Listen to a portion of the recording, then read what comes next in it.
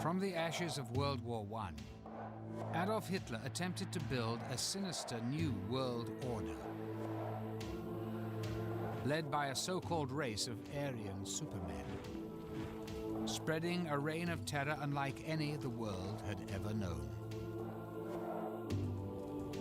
Many believed the Nazis conjured strange spirits and followed occult practices that had lain dormant in Europe for thousands of years.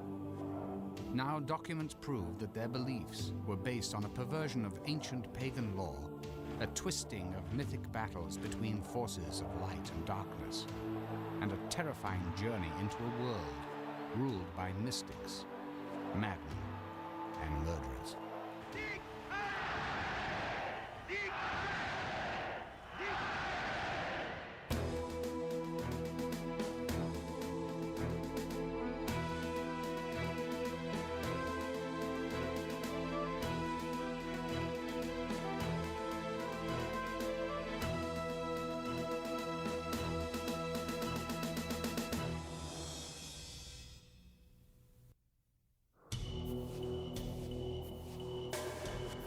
The Himalayas of Tibet. In the 1930s, the Nazis began searching the top of the world for evidence of ancient high priests who they believed were their blood ancestors.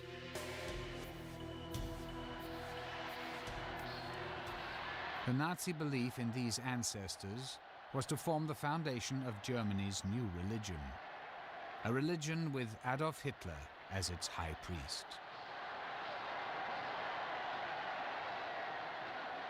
Inspiring Hitler's evil crusade was a belief that pure Aryan blood was being contaminated by so-called inferior races, and that once rid of foreign elements, a new race of Aryan supermen would rule the world. This was the Nazi interpretation of ancient myths and occult lore dating back thousands of years.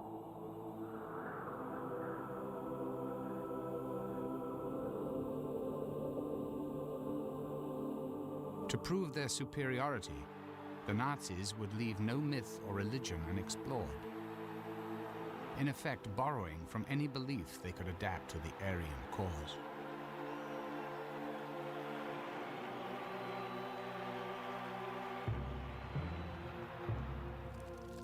As a foundation for this new faith, Hitler needed to eliminate competing religions. To achieve absolute control, he not only used the power of myth, but co-opted Christian ritual. His inner circle, who had strong ties to the occult, would help him to accomplish this goal. Among them were Deputy Führer Rudolf Hess, whose correspondence reveals a devotion to astrology and forecasting by the stars. Nazi Commissioner for Philosophy and Education Alfred Rosenberg, who wrote the book laying out the tenets of the Nazi religion. Joseph Goebbels, Hitler's Minister of Propaganda, whose diary records his use of astrological forecasts in planning the war against the Allies. And Heinrich Himmler, head of the SS and the Nazi death camps, whose personal papers reveal that he was the master occultist of the Third Reich and ultimately the architect of the new Nazi religion.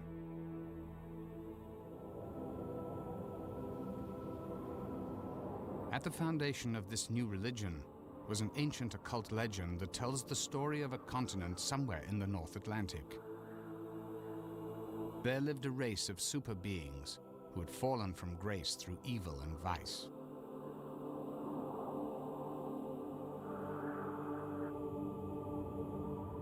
A great flood wiped these beings off the face of the earth.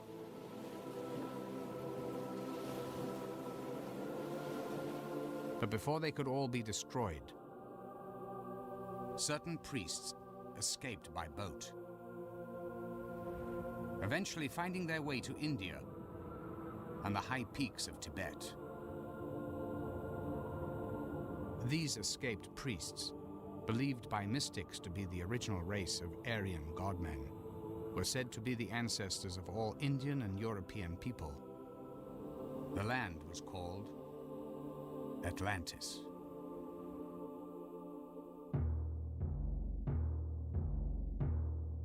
Certain German mystics claimed the Atlantis myth was actual history. Their proof that Aryans were the chosen people descended from the super beings of Atlantis, and that they had lost their powers by mating with mere mortals. In these theories lay the seeds of Nazi doctrine.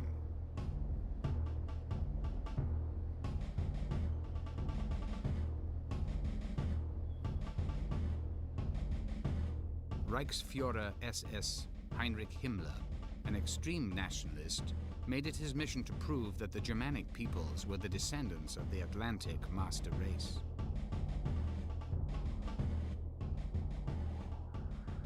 Nationalists, particularly those who believed in the superiority of the Aryan race, always had entertained a notion of a vanished island, a hidden world, some kind of utopia.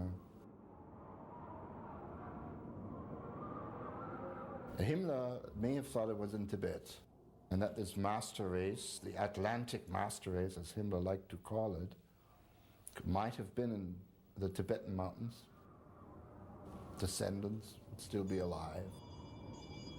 Himmler believed the occult legend of Atlantis was true, that the mythical super beings of Atlantis eventually made their way from Tibet to northern Europe, and that their descendants became the Nordic or Aryan races.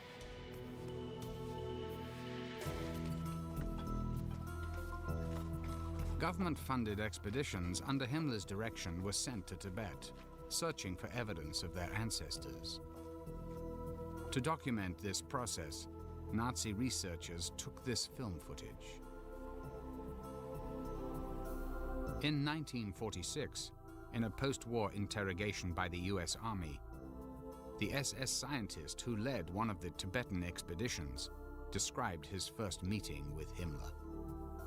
He said, Himmler mentioned his belief that the Nordic race did not evolve, but came directly down from heaven to settle on the Atlantic continent, and that ancient immigrants from Atlantis had founded a great civilization in Central Asia.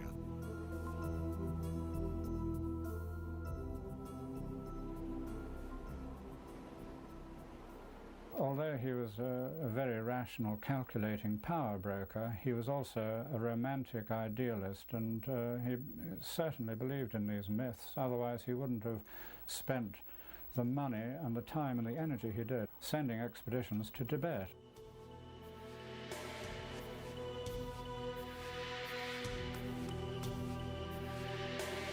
In Tibet, villagers were subjected to full-body inspections by Nazi researchers, looking for what the party called Aryan physical traits.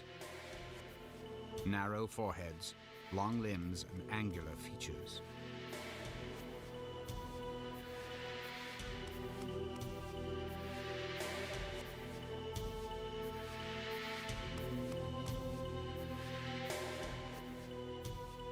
And this, of course, was stepped up by the time the war was on, in that by this time they were able to do experiments of a rather still innocent type on the living object. What I'm talking about is measuring people's skulls, for instance.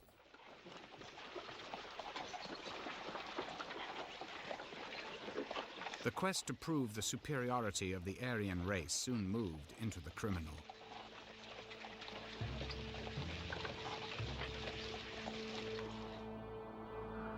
The Nazis would begin killing people and using their bodies for experiments.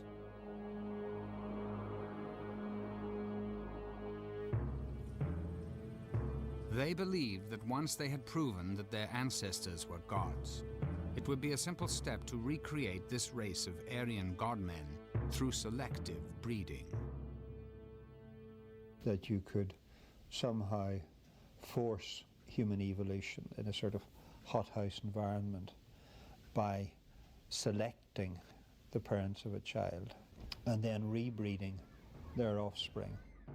until the day when eventually you managed to breed the Superman, who was predicted by all their occult theories.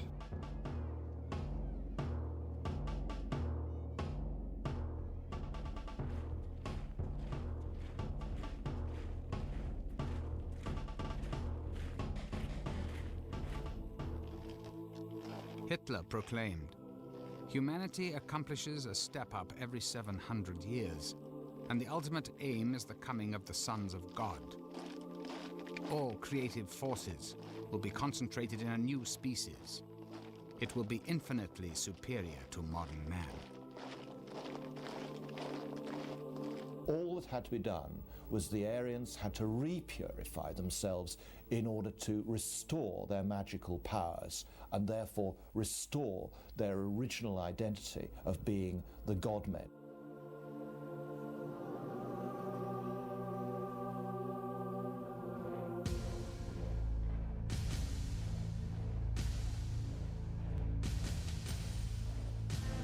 The breeding stock was Himmler's SS. He recruited only the strongest, best conditioned, and what he considered the best looking young men. Tall, blonde, and blue-eyed. These future warriors had to be well educated and only from families of pure Aryan heritage. The SS had been generally rather tall, well-made men, warriors. Now, Himmler did decree this for the SS in so much as they should all be 5'9" tall. Himmler was 5'9" tall. In addition to their size, they had to be of pure blood. Now, for the officers, they had to prove pure German ancestry without interbreeding back to 1750.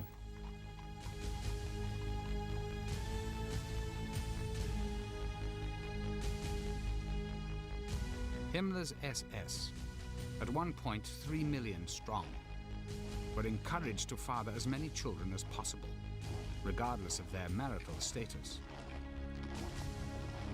The SS, he told them, had a sacred duty to their nation and to their Führer to beget healthy Aryan babies. One of Himmler's ideas concerned polygamy. The only way in which he could breed the master race ever faster was by, in fact, instituting the practice whereby SS men would be able to take more than one wife.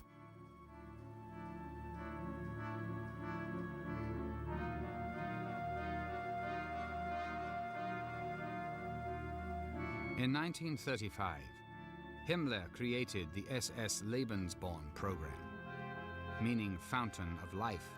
Lebensborn was designed to facilitate the birth, housing, and raising of as many pure Aryan babies as possible.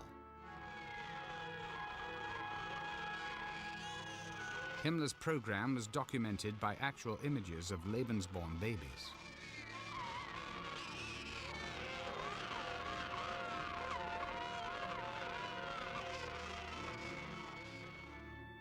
The SS Lebensborn was providing conditions whereby young girls could in fact be served by SS studs.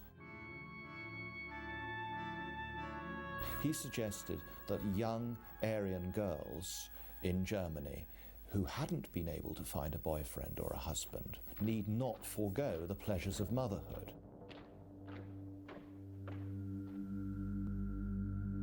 According to Lebensborn doctrine, an illegitimate child was no disgrace, as long as the mother was genetically fit. Women were thought to have only one function: to breed the children whose offspring the Nazi Party believed would become gods. An estimated 11,000 Lebensborn babies were bred between 1935 and 1945. Most of these children never knew their parents.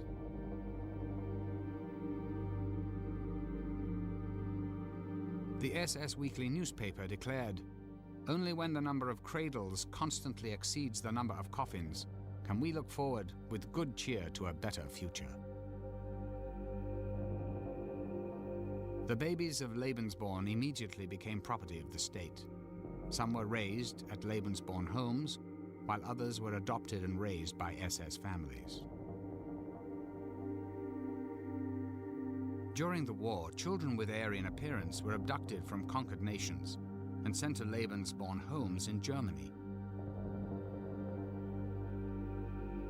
Nazi records indicate that 200,000 Polish babies alone were kidnapped and placed in Lebensborn homes, where they received careful training in every aspect of Nazi culture and mythology.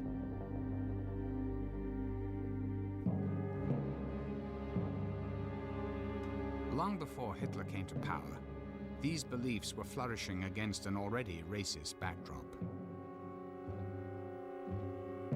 There were many organizations in Germany and Austria around the turn of the century which blended racist ideology with occult practices. But their ideas became popular only at the conclusion of World War I.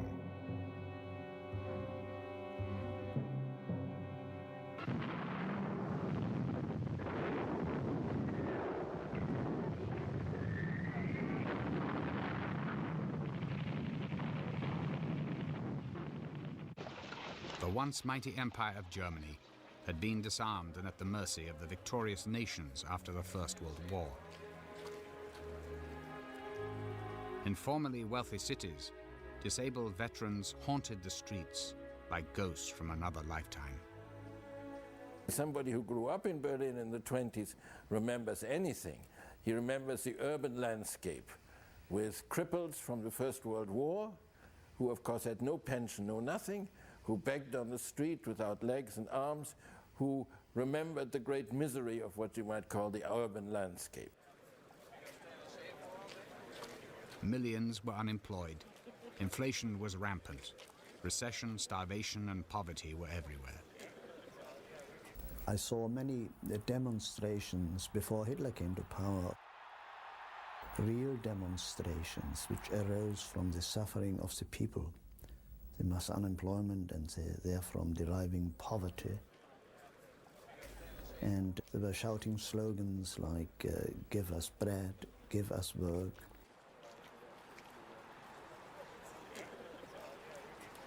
People looked for a scapegoat. Fear and distrust of foreigners intensified. Both ends of the political spectrum made a bid for the loyalty of the German people.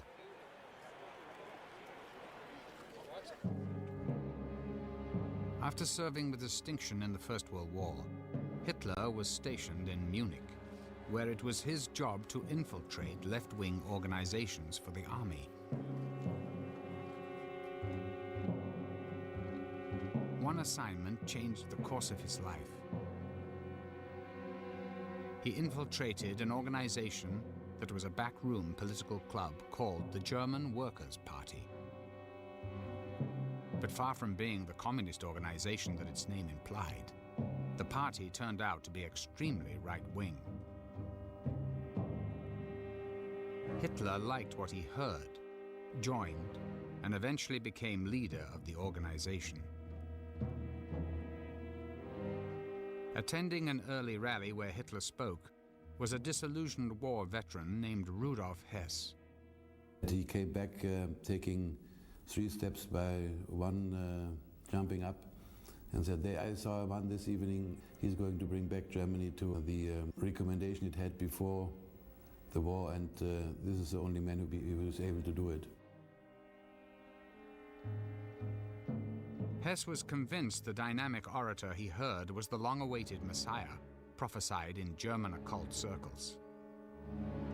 With racist philosopher Alfred Rosenberg, Hess was a supporter of one of the more prominent groups, the Thule Society, which actively sought a Germanic Messiah and was dedicated to the revival of the so-called Aryan master race. Members practiced astrology, sun worship, and other occult sciences, thinking that this would help them reach their goal.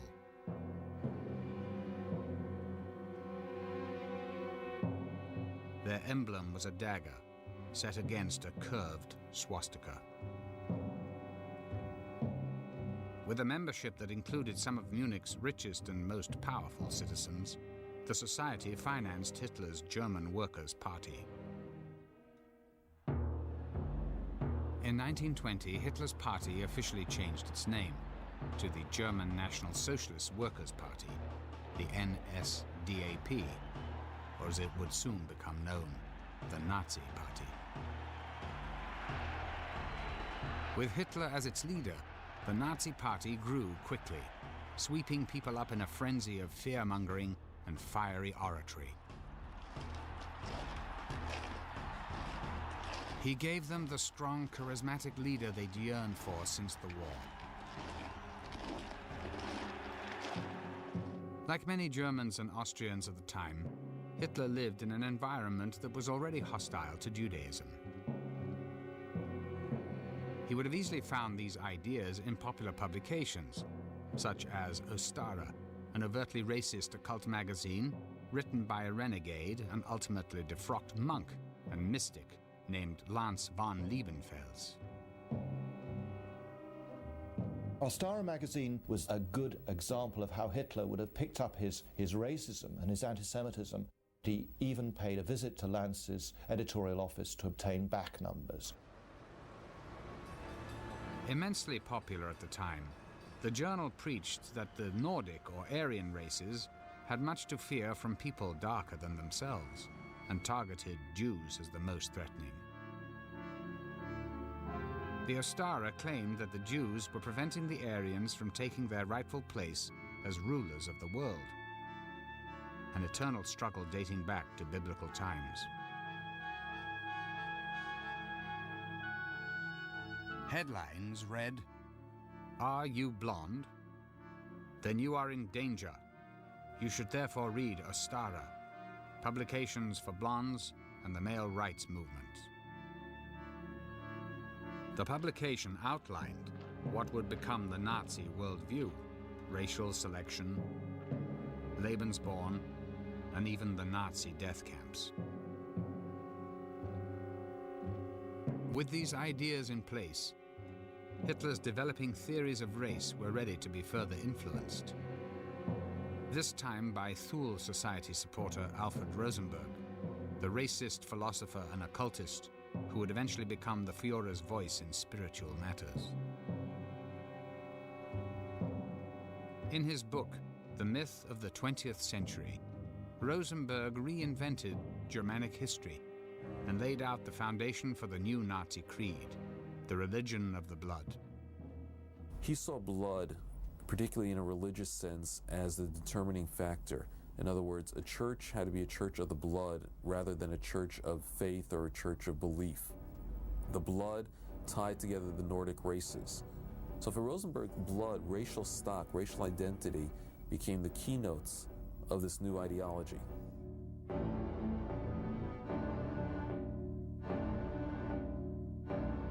Rosenberg preached that the blood of a people carried the soul of the race. I think if you look back down the esoteric traditions of the West, you find that blood has always been considered as a very important vehicle of the spirit. It is a sacred substance that contains more than the physical life of each person, but also the spiritual life.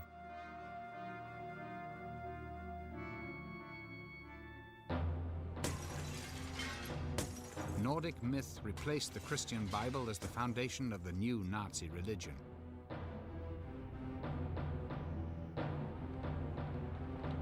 In a pageant orchestrated by Rosenberg and captured on film, the Nazis celebrated their newly conceived version of Aryan culture and history.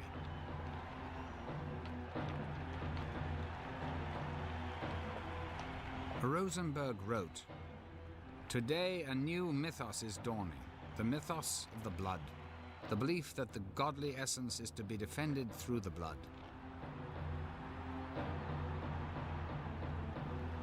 Hitler took Rosenberg's idea further when he wrote, "The old beliefs will be brought back to honor again.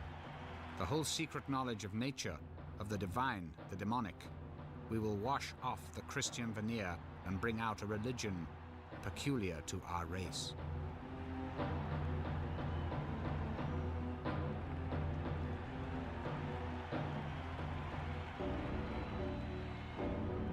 a symbol for the new religion, Hitler chose the swastika.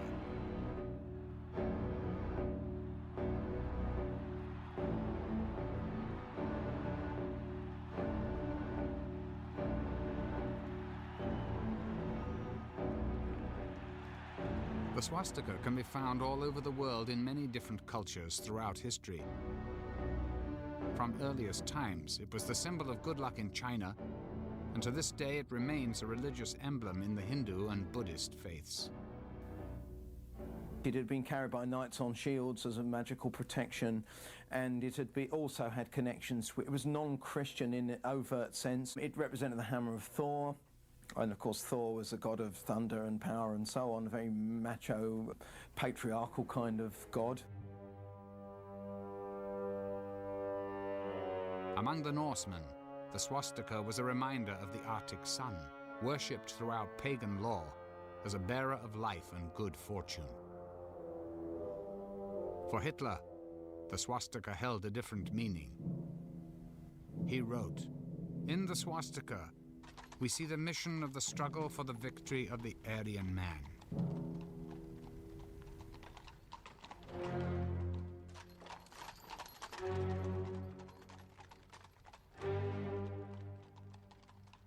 In the operas of Richard Wagner, Hitler saw victory reenacted time and time again.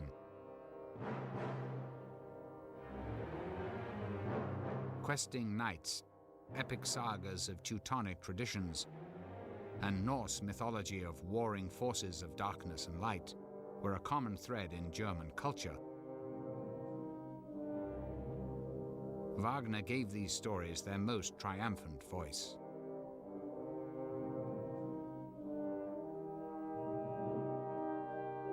Adolf Hitler was only 12 years old when he saw his first Wagner opera. As an adult, he became an obsessive devotee of the composer.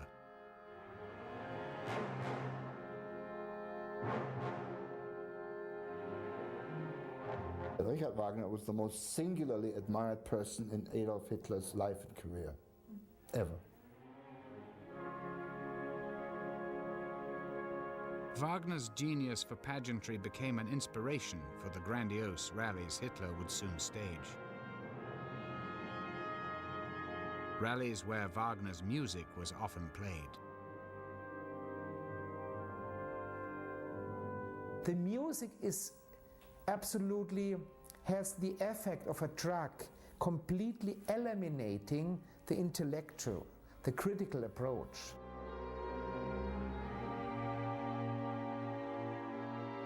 Wagner's opera Parsifal, which glorifies the power of pure blood, was a source of inspiration to Hitler.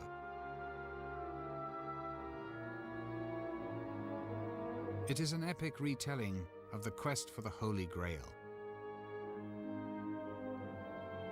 According to legend, the Grail was a mystical vessel bearing sacred blood, and it promised unlimited powers to anyone who drank from it.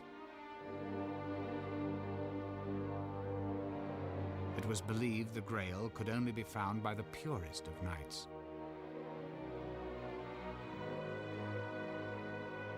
In Parsifal, Wagner brought his own ideology to this story. Parsifal is proclaiming on one side, and this is very important, he proclaims compassion, but only compassion for the Aryan, for the selected one.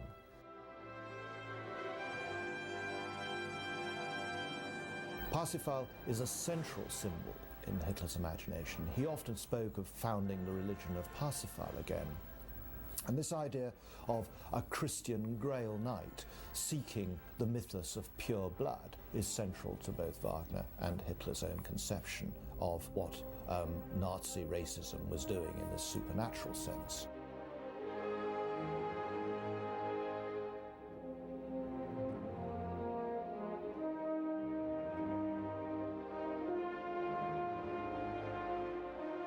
In 1938, Hitler commissioned this portrait of himself dressed as a knight.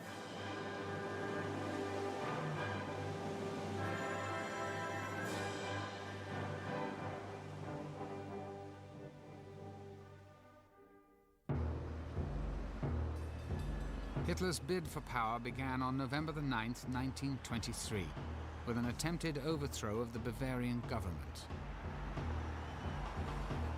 Leading a private army called stormtroopers, he launched a surprise attack on a beer hall where government leaders were meeting. With Hess and Rosenberg at his side, Hitler brashly announced the formation of a new government, then took to the streets, marching 3,000 stormtroopers through Munich. They were confronted by police, shots were fired, and 16 of Hitler's men were killed. It was a failed coup. But in the 10 years before Hitler seized power, the 16 would become martyrs. At that time they were carrying a swastika flag, and this sort of fell with the people, and the blood of the dead got upon it. And a ritual arose whereby every new Nazi flag and banner was not empowered until Hitler had touched the flag against this flag.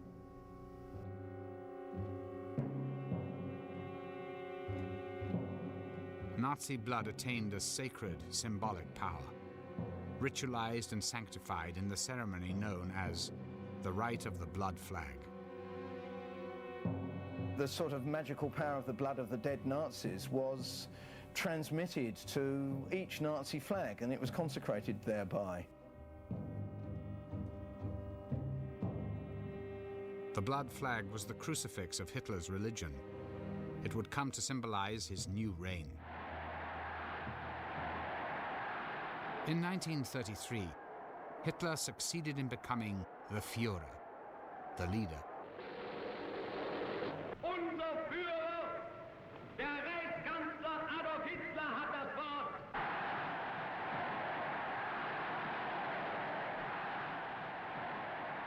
A title which would come to resonate with religious connotations of the Anointed One, or even the Messiah. Adolf Hitler's time had come.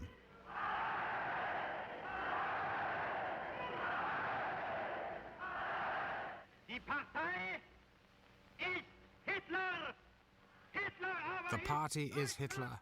Hitler is Germany, and Germany is Hitler.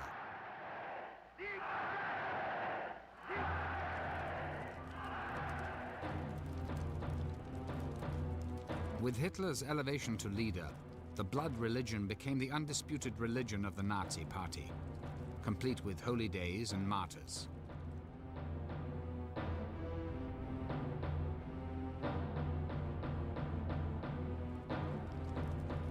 Propaganda Minister Goebbels orchestrated a ritual in which the 16 Nazi heroes were honored as martyrs of the Reich, who died, were resurrected, then achieved eternal life.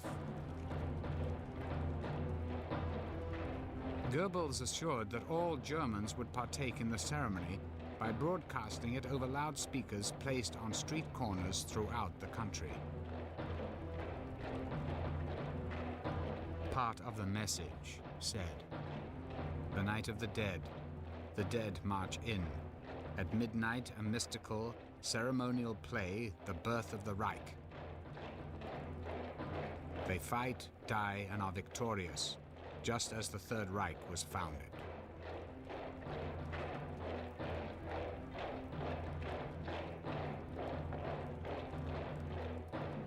According to Hitler, their blood was the holy water of the Third Reich. I suppose most movements, they have their martyrs, and those who died in 1923, they were considered to be martyrs, and they were an example how you should stand firm and defend for what you believe in. So there was that religious undertone. The first martyrs of the Reich became known as the 16 Immortals.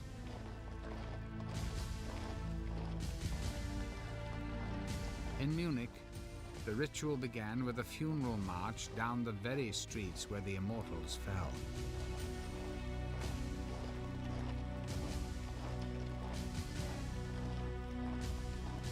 At the front of the procession, they carried the blood flag.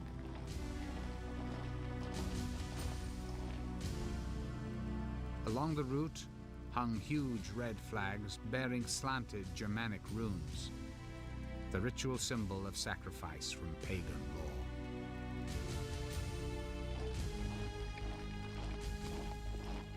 So in a way, we can see this as a transfer of the Easter procession in Jerusalem up to the Church of the Holy Sepulchre through the Stations of the Cross.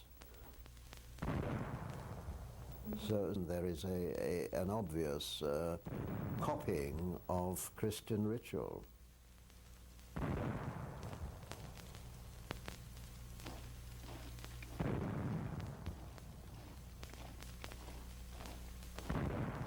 The bodies of the 16 heroes were interned in a building known as the Feldenhalle, or Temple of Honor.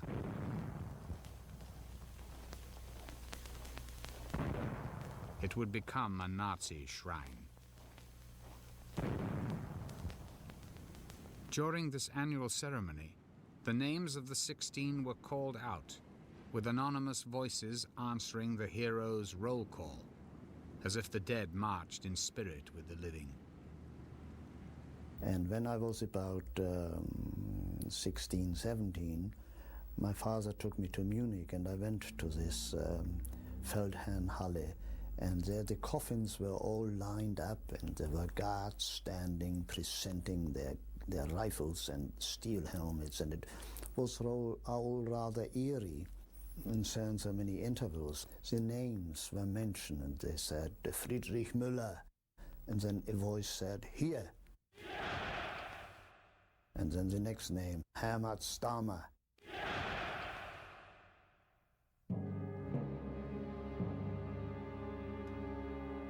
It was a religious ceremony.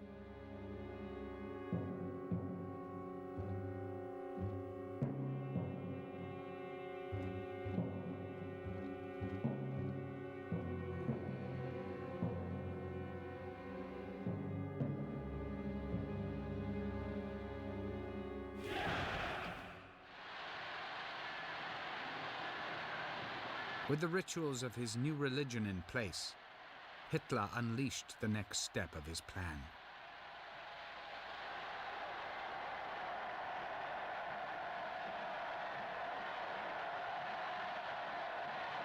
He wrote, "Force without spiritual foundation is doomed to failure."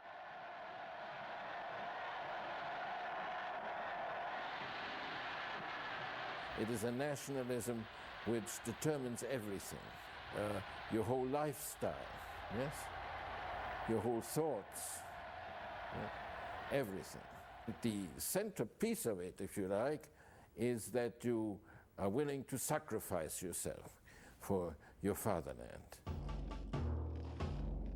Indoctrination into the Nazi faith, with Hitler as God, began early and continued into adulthood.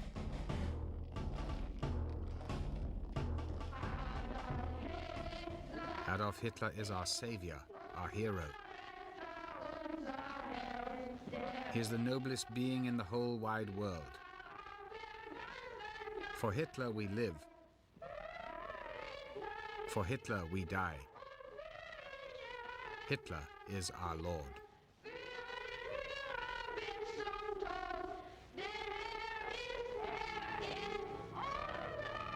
In 1933, the party took over all Germany's youth organizations.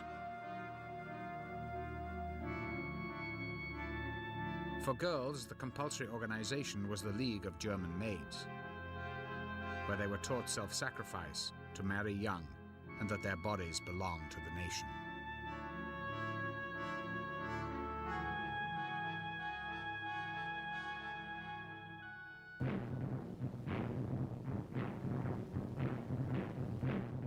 Ten-year-old boys became members of the Organization of Young German People. At 14, they joined the Hitler Youth, and at 18, the Nazi Party.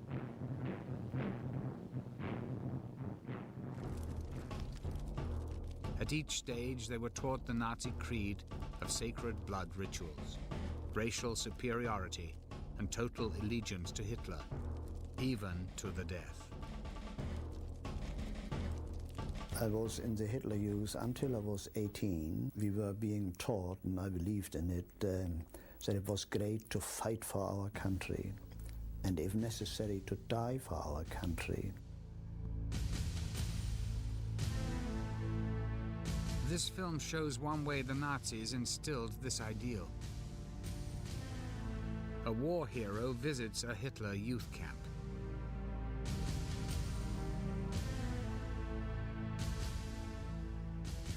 It was great to be told that you belong to the greatest race, the greatest nation on earth. I thought that because I was a German, that German blood was running through my vein, that made me superior to all the others. Hitler stated, "I want to see again in the eyes of youth the gleam of the beast of prey."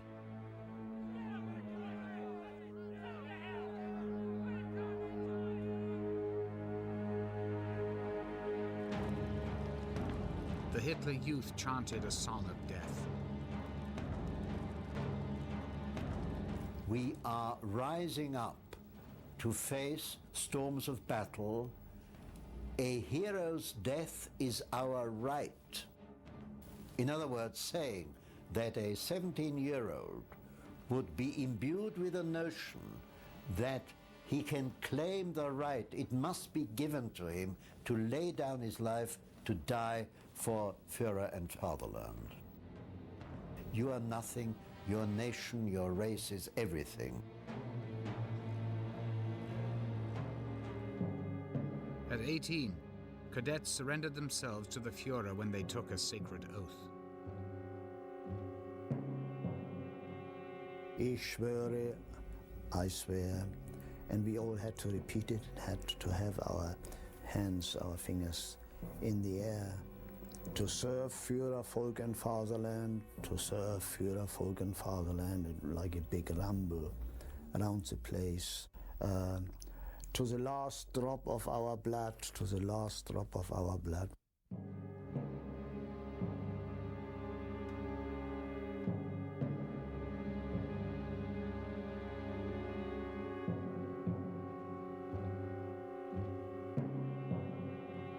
At the core of every German's indoctrination was Hitler's autobiography, Mein Kampf, or My Struggle. In it, he outlined the philosophy of the plans for a 1,000-year Nazi reign. Mein Kampf became the Nazi Bible. I thought it was the greatest book ever written. The Bible is nothing as compared with that. And I still can quote from it now. And I mean, I've read it more than 60 years ago.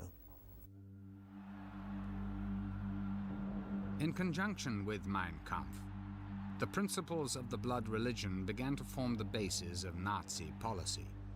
Forced sterilization laws were enacted. Even Aryans were investigated for hereditary diseases. Ailments ranging from tuberculosis and epilepsy to alcoholism and depression were cause for automatic sterilization. Over 400,000 Germans suffered this fate. Hitler rationalized. The demand that defective people be prevented from propagating equally defective offspring is a demand of clearest reason, and if systematically executed, represents the most humane act of mankind.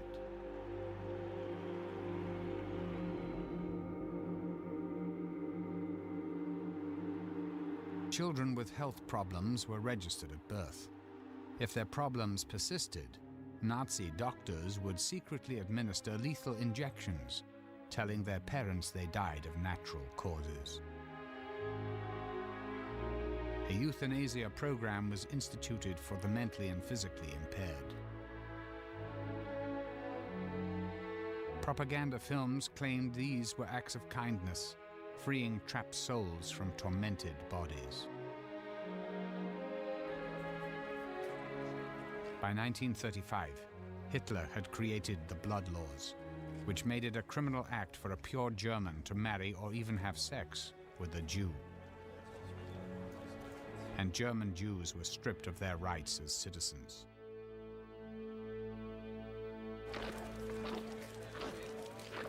But the worst was still to come. Purifying the Aryan bloodline was only half of Hitler's demonic plan. To finally clear the way for the last stage of human evolution and assure the coming of the Aryan millennium, the Nazis felt that one obstacle remained: the very existence of non-Aryans. So you began by sterilizing them. You then found that this was too slow, and you ended by murdering them in gas chambers, which was quick and efficient and cheap.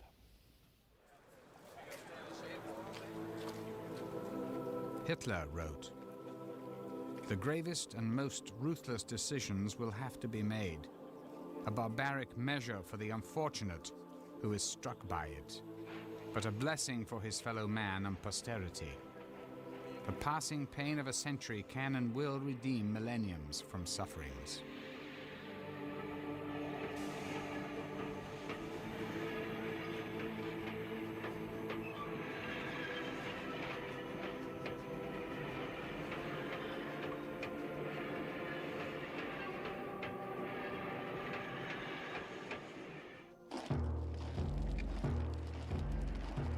The idea that the few should be sacrificed for the good of the many extended even to Hitler's SA, the stormtroopers. Eventually, the SA, who were among Hitler's first supporters, became an obstacle, one that he had no qualms about removing. Without the SA, probably he would not have come to power, because people were afraid of the SA. They were rowdies and street fighters. They broke up demonstrations and they protected their own big meetings.